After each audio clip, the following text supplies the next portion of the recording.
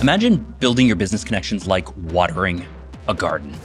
I know it's springtime in Toronto, and yet last week we just got a huge snowstorm. But let's imagine spring has sprung and you are watering your garden. You can do this two ways. One, you can go around, you can fill up your watering can. You can go from plant to plant and give it exactly what it needs. Or you can go ahead and set up an automatic sprinkler system.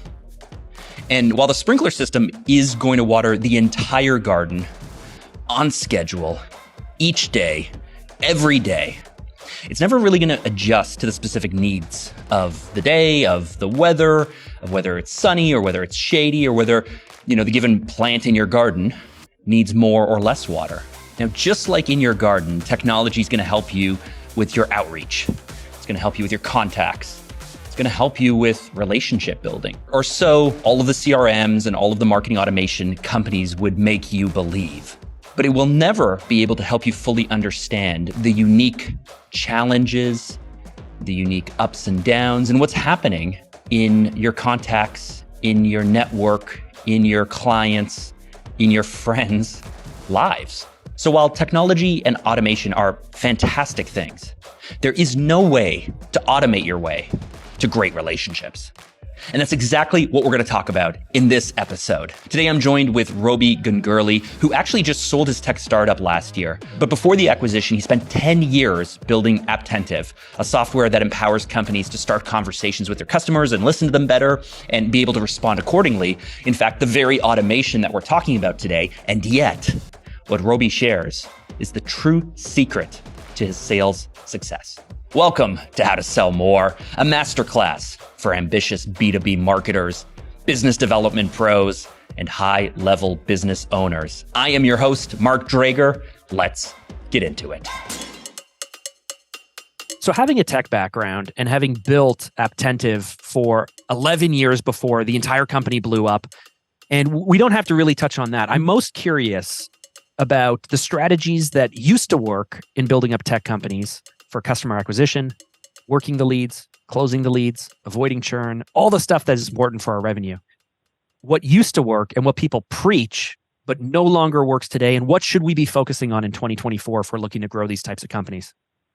So I think that the things that used to work, people wrote books about, and they worked for the likes of Salesforce and HubSpot with the activities around doing outbound and having a group of young, hungry, early salespeople in their career emailing and getting into people's inboxes. That worked really well for a good 5 to 10 years because we were not seeing as much noise in the inbox, and we were seeing new solutions that really unlocked a tremendous new axis of value that you could subscribe to it and then you could scale up with your team, and you didn't have to make a commitment, and you didn't even have to do a lot of work to deploy it across all the desktops in your company. So that worked. And then what happened is some of the companies that started to use those tools built the tools. And so you had a whole bunch of companies, whether it was marketing automation with a local on Marketo, or it was whatever they want to call it, sales engagement platforms like Gong and Outreach and SalesLoft, et cetera, that came in and said, hey, we are going to effectively give you spam cannons. What it did is over the course of 2 to 3 years, basically ruined everybody's email inbox that made decisions. So once again, marketers ruin everything. Oh, gosh. Yeah. Well, you find a channel, then you flood the channel, and then you ruin the channel. So right. But then if you're fast enough to move on to the next channel, I guess that was something I found really discouraging. I've been part of a few private masterminds for performance marketers and direct response people, which is not my background. I come from much more the Marcom on the corporate side. And I was surprised at how fast they jump on a tactic, work the tactic, bleed it for every single thing they can. And then 9 months later, they're like, okay, what's the next thing? And it just seems completely unsustainable to me to be jumping from tactic to tactic to tactic. And it sounds like what you're describing is, the slow death of tactics that used to work 5 or 10 years ago. In your experience, are people still talking about this and recommending these types of approaches? I think it's ubiquitous. I sold my company to a company called Alchemer. So I'm now there, and we use it to do outbound. We use emails to ICPs. We use Zoom Info to get emails, right? We do that stuff. But it's not the only thing we can do. And I can see from your website pop-up, you still do webinars. You still like doing all the content marketing, right? Yeah, the content marketing is there. And I will say that I was referring to the outbound tactic that was most prevalent and worked really well.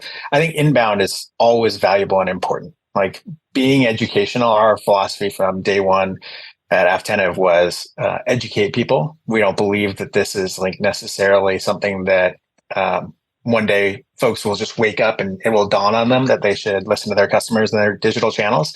We think we need to educate and talk about why and how. We found that was successful, and it built trust and it built long-term relationships that we didn't know about well before we had the relationship, right? Like it was kind of one way in the sense that our future customer was reading a bunch of our stuff and in some ways copying what we were telling people to do. And then they came in and would say, all right, so that worked. Can we talk about other things that might work for us, right? That I think is always valuable, and I would always promote that. But I think the outbound tactic is much less useful. And I think what's really your question is like, what's working in 2024 and what's working beyond that? I think they're really understanding how in-person is used post-pandemic is a very hard skill worth investing in. So if you can get a small group of your customers and your prospects together in person, it's amazing. It's magical. But I say that, like, if you can get them together, but in order to do that, what needs to be true? Well, you have to have good relationships with your existing customers. So that means that everything about your sales process leading up to selling the customer and then afterwards giving them value, if you're really investing in that correctly, you're realizing that now you are creating a happy customer and a relationship where you can call on them to say, hey, come with me to dinner with this other person. You guys both live in Chicago and we're going to get together. And this person is thinking about making an investment in us. You're much more persuasive than I am. Let's get together and talk. And if we can do that in a small setting, it's extraordinarily powerful. But it doesn't happen just because you call a customer today and then you call a prospect tomorrow and say, let's get together. It happens because your customer is happy, that you know where they live, that you have a trusted relationship where you can ask things like, hey, where do you live? You can say things to them like, could I have you be on the phone with a customer, with a prospect, talking about this? All of that stuff, you can't hurry up. You have to just build into your process, but then it will work consistently if on the other side, the relationships you're developing with your prospects are ones that are oriented around, even if you say no today, I'm going to be around tomorrow and I bet your problems are going to still be here. And that kind of approach allows people to say, all right, I'm ready to actually spend a little bit more time with you. Yeah, I heard from you. You did cold email me. You got into my inbox. And then you know what I did? I went to one of your webinars and it was pretty good. So then I subscribed to like your newsletter and I've seen 3 things in there that I actually forwarded on to other people. And now I'm telling you, people are talking about this problem. And you're saying, well, that's amazing. I'm going to be out there next month. And would you like to have dinner? And that's what it takes. So that's one of the things that I think will always work. But guess what? It's a ton of work. This is so interesting. One thing that I've been kind of obsessing with maybe over the last 6 to 9 months is the idea of non-scalable tactics. And I've talked a bit about it on the show, but it's amazing to me. There seems to be this school of thought out there where it's like, if I'm going to create something, I better create something that's infinitely scalable. And if it's not infinitely scalable or replicatable, well, then it's not going to work organization wide, or it's not going to work as we scale, from 15 to 30 million, or it might work today, but it's not going to work forever. And then I would hear these case studies. I was just listening to what you were saying and thinking of all of the opportunities I've had and some of the most remarkable wins I've seen others in my network or clients have. And they kind of come back to non-scalable activities. They come back to actually calling people, like not cold calling, but like actually calling people up and giving them the time to just chat and talk. I was in Arizona last week and I knew I was going to be there. So a few weeks earlier, I was thinking like, who do I know who's in Arizona? And I lined up like just a bunch of meetings, but I lined up a bunch of meetings And so I flew in and my whole afternoon was full, going, hanging out in someone's recording studio and going here and going there. And it was great. It was fun. But because I was talking about being in Arizona, the days leading up to it, more people I was speaking to happened to be in Phoenix. And I didn't even know that. And they're like, oh, you need to come by our factory and you need to see this. And I was like, next time I'm there, I will stop by. But in the back of my mind, I'm going, is this a good use of time? If it's great, it's networking, it's getting your name out there, it's doing all those things. And I'm the founder, I'm the entrepreneur. I have to imagine if you're a mid-level, rep, or if you have a sales team, or if you're a manager, I don't know how comfortable people are at just saying like, just go out there and spend time with people and here's an expense account and get in front of people and have fun and go do all these soft things, right? That we know works, but it requires quite a bit of trust. Absolutely. Well, and I think there are a couple of things that you said in there that are important details. So one is like the mindset of, is this worth the time, right? And recognizing that everybody's doing that calculus. Everybody's asking themselves that question. And in my experience, that means most people give themselves a reason to say no.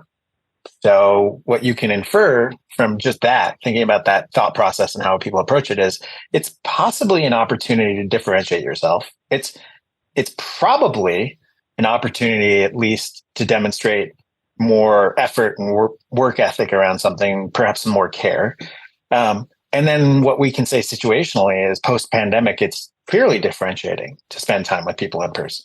So like now we're talking about something that's a clear advantage that I think maps to, general trends societally and behaviors from other humans that you're competing with as a salesperson. And so you can differentiate if you think about it. And then there's a second thing you talked about. Well, what's the capacity I have inside of my company to do this? Are they going to fund me to go travel and do this thing? And the answer is, well, it doesn't actually matter. Because if they're not, you can still go in your local area to meetups and find yourself in places in person to make connections. And then you can find yourself digitally in places to make connections. And you don't have to travel to meet people in person. Your scope of meeting people in person might be smaller, but it's still a skill set and a differentiation you create. What does that mean? Well, if you're investing in that locally, the one time you do travel, you're more likely to be successful in those moments too. So I think about it as like, how are you going to create some competitive advantage for yourself as a human? There's clear opportunities to being good at being in person and making it a priority that I would say are going to actually accrue more benefits over time because of what's happening societally. I really appreciate this conversation. The second thing that you mentioned earlier on, which I loved, was the idea of working clients into your messages, especially if you've established tight relationships. Certainly testimonials and case studies and all of those pre-produced things can help. In September, I was at a private event, and one of my friends has launched an AI-driven, well, I guess he's become a friend. I didn't know him when he launched it, but he's launched an AI-driven newsletter, a daily newsletter that uses machine learning to learn the habits based on opens and based on eye tracking and click-throughs. You set all the parameters, kind of like when you go to Apple Music and you say, these are the genres I like. And like Pandora, it will select what it thinks you should listen to. And so this is a daily AI newsletter that you set up all your audiences and all your preferences. And it goes out and it selects what it thinks your audience might be interested in, all third-party content.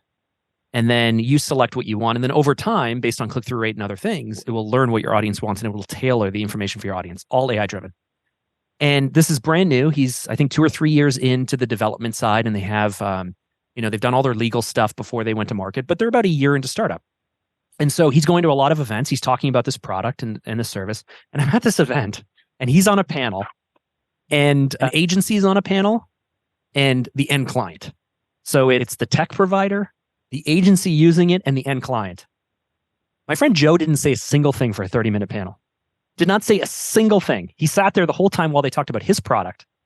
And the agency talked about how great it was and all the technical stuff. The end client talked about how amazing it was from an ROI point of view and how they were able to move like open rate from 2% to like 78% on average and like just these bananas things. And then finally the host goes, I'm so sorry, Joe. Like we haven't even had a chance to throw it over to you. Like, what do you think? And he's like, I'm good. I don't need to get in the way of this love fest. Like I can just go ahead and put it out there. And it was striking to me. I was like, how do we replicate that in our sales processes where everyone else does the talking for you? And you just sit there and go, that's what we do. It was amazing. I love that. I mean, it's so repeatable if you have people who are using your product. Yeah. If you have people and you drive results, yeah, it's repeatable. Right. It's so repeatable. And that's like such a market tell. I mean, it really does matter. The other thing I think is hilarious about it is that, we were talking about the tactics that worked, but maybe aren't working as much. So everybody copied the SDR system from Salesforce that was written about and what remind me of the book, right? Like it's like a famous outbound book. So everybody remembers that part. But then in Behind the Cloud, Benioff's book, they almost always forget that Benioff was super proud of going and having these meetups, city to city to city to city to city, and the magic of pulling that together. And that part's not dying. It's just harder to pull off. That's interesting. The person who I heard the whole idea of non-scalable activities from is someone who's built a massive membership group. I think 17,000 people are a part of it. And they like in terms of paying customers, I mean, and they built it up almost exclusively from doing roadshows and going from community to community to community, paying out of pocket, building up this massive following, being there. But then now when they go and do podcasts, they do a local meetup. So let's say they're going to be in, I don't know, Vegas for a podcast recording. They will do a local meetup that afternoon. Everyone in their community will kind of come and hang out.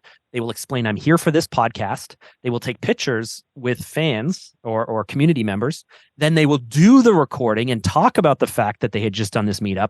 Then they will take a photo with the host of the podcast. And then they will share that with everyone locally because they know that they were in town just for that, which boosts the listenership of the episode that they're on, which gives them even more love. And that's not even touching the actual revenue side of things. This led to a television show. This led to a bunch of other things. And I was, again, thinking like, damn, it seems like if you go all in on something, no matter what you pick, you go all in on it, it's going to work, right? Like, because if it doesn't, you switch to the next thing you go all in on.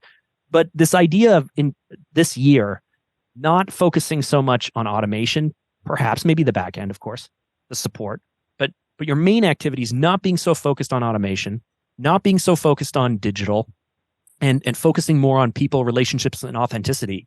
I believe that has to be the thing that combats AI and the masses of just shit that's being put out by most people. I think that's very true. It's always going to be true because real relationships they're like litmus tests. If your customer is willing to like call you up or text you, if your customer is willing to go to bat and talk for you, that's a real relationship. That's a place where you've got some depth to it. And the tools that we have, as advanced as they might be, are tools to create a relationship. They're not the creators of the relationship in the first place, right? Like it's a tool to help me do that. And if you kind of forget that it is, I just sort of laugh at the people who, I understand why, but the people who read blog posts and I point at them, they're like, yeah, but over here, this guy said you didn't have to do anything. And all these people will give you money. And then somebody else is like, yeah, and this woman over here, she said, I didn't have to do anything. I just use these tools and I get money. And you're like, the reason that they say those things is so that you will pay them money to get their course or use their tool or whatever they're hawking in order to do this. That's why they're out there telling the story. And if you can look behind the curtain a little bit and understand their motivation, they're just selling you more effectively than you're selling other people. That's what's happening. So as we look forward for the rest of the year, because we still have 3 quarters left in this year in front of us, what are you and your team most focused on when it comes to revenue growth or sales? I think we're really focused on saying a similar message consistently across the team as we go up in the market. We have an expanded product portfolio as a result of the acquisition of my company. Like there's a much bigger opportunity for us to attack. And if we all show up similarly saying the same thing in the market, in our marketing, in our outbound, in our one-on-one conversations, what that does is it supports itself. And people start to understand more of who we are and how we fit in to the problems that they have. And I think that alignment and that like consistent story from an SDR to the customer success manager to the marketing on our site, really getting that more and more aligned is clearly going to be powerful for us because there's a space in this market that is opening up more and more fully. Like our largest two competitors both have gone private in the last year. It's clear that both of them are cutting staff in a meaningful way and changing the way they service customers. So we really have an opportunity to not just be ourselves and strong. We have an opportunity to tell the rest of the market we're the ones who are actually investing more in the services we're developing and in the services we're delivering. So I think that's the biggest meta focus. I mean, when we think about tactically, what does this mean? Sorry, you have 9 products in your suite that I can tell, and maybe you have additional products and services behind the scene, but you have 9 of them. And so is there a concerted effort to suggest to your team, this is the product that's hot right now, this is the one in, and then cross-sell? Or look at people who happen to have one product and then go and cross-sell and upsell further? Or is it just have a lot of conversations and whatever our way in is what we'll focus on most? I think that's a good way of posing the question. It's closer to the latter, but with this bent, which is we have all of these products, but they're not in and of themselves what we sell. What we sell is a solution to a set of problems. And so what we are doing more aggressively is going to the accounts we're targeting and say, hey, what problems do we think they have from the outside looking in?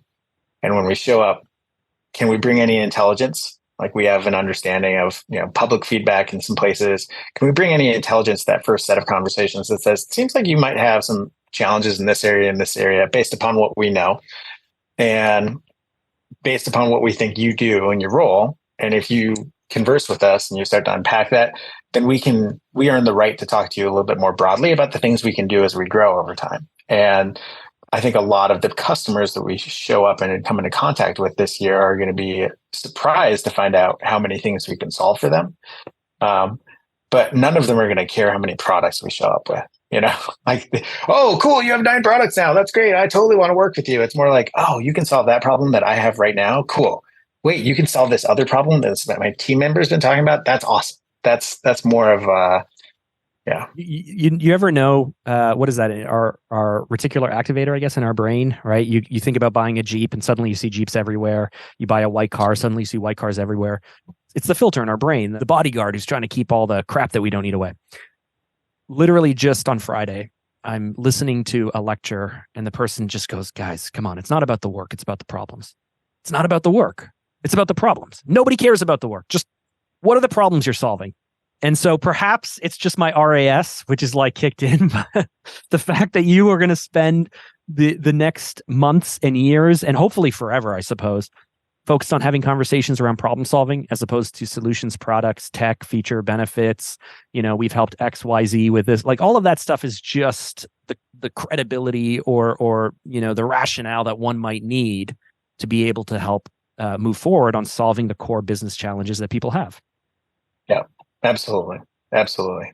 And I think it's really one of the things that is super unfortunate about the flooding of the email channel is how many people show up in my inbox with awful, awful emails because what they're trying to do is tell me about their product, right? They're trying to tell me like, here, I've done all of this work. Like, this is my 17th email to you. I'm like, I don't care about your 17th email. Like, and this is what this product does. I'm like, I also don't care about that. Like, but if you showed up one day and you're like, I know exactly how your business works and I'm going to solve this specific problem for you. And it only will take 5 minutes for us to talk about it. I work with somebody just like you. I'm much more likely to be like, okay, cool. Yeah, that is a problem I have. Let's get 5 minutes. There we go. I do have one final question for you. I do appreciate your time so much. What would be your number one? Pick it out of the air, pick it out of experience, anything you want. What's your number one tip or strategy to sell more? Love your customers. If you really love the problems you're solving and the customers you're solving them for, and you keep showing up to sell to other people, it's going to shine through. They will care about you. You will care about them, and it will build on itself, and you'll be a happier person.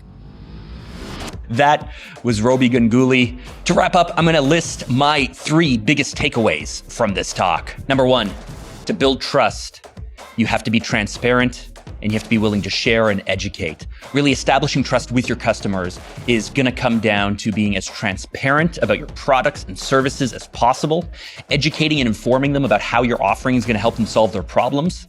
And I know that everyone talks about this, everyone says it, but putting the client first, putting their needs above yours, above your company, above hitting target, putting their needs first.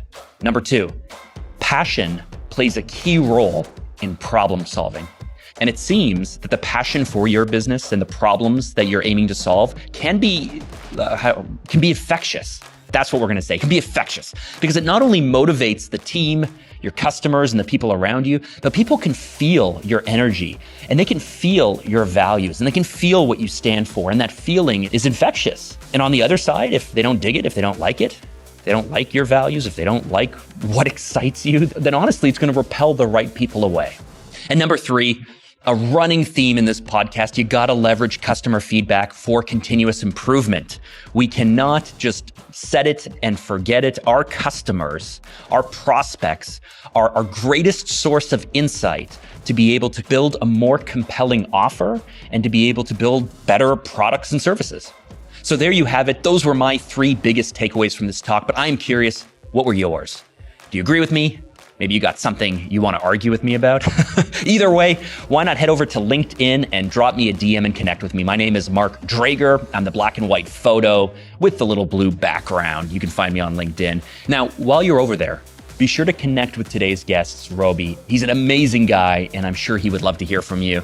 And if you want to learn more about Robi's work, you can head over to Alchemer, alchemer.com. That's the company that bought his previous tech startup, Attentive. One last thing, if you've made it this far into the show, you really should subscribe. And here's why. Every week, I share practical strategies and tips just like what Robi shared with us today to supercharge your business growth and to boost sales. I'm Mark Drager. I will catch you in the next episode.